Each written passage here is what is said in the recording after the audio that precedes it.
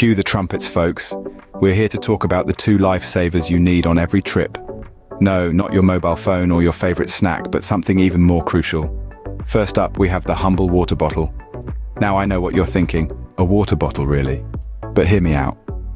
Whether you're scaling the heights of Mount Everest or simply trying to navigate the urban jungle, staying hydrated is key. It's like your body's own personal air conditioning system. And let's not forget you can use it to store other vital things like, well, let's keep it PG and say important documents. Next, we have the multi-tool.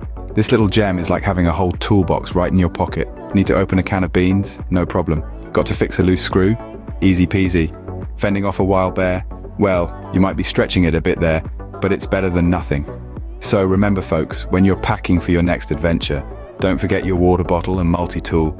They might just save your life. And let's face it, they're a lot more useful than a selfie stick.